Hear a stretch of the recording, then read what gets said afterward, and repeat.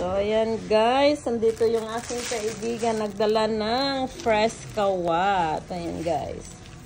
Sinong nagkakain ng kawat dyan? At talbos ng sayote.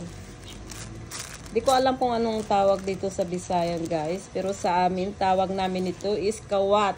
Magnanakaw. And then, tubad sayote. Sa iyo ito ate, sayote. Ayan. Ayan. And then, radish sa'yo. Ayan, may mga radish pa guys. Fresh from Sitio Gulandang. Ayan guys. So, diba? Mahalang dito. Tapos, avocado. Avocado. Ewan ko, saan gipupo ni Kikian yan. Ayan guys. Tingnan nyo. Ang fresh ng kawat. And then, look, the avocado. Ayan guys. Uling avocado na ni. At saka may kamatis pa. Oh my goodness. Ang daming kawat. Oh, yan. Guys. Yan. Itong mga paborito, mga kapwa kong blaan dyan. Alam kong gusto nyo ito. Kung hindi ka feeling mayaman.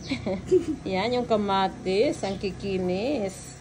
Mabuti pa yung kamatis. Makinis. Pero ako, kalnikis.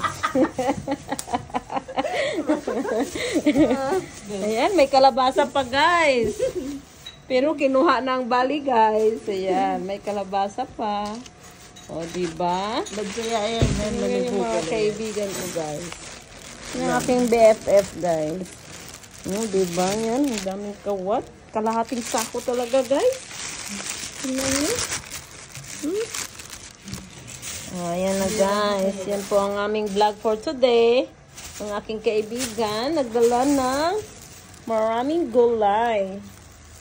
Ayan. Ayan na guys. And thank you for watching. Happy na ang lola nyo. Ayan.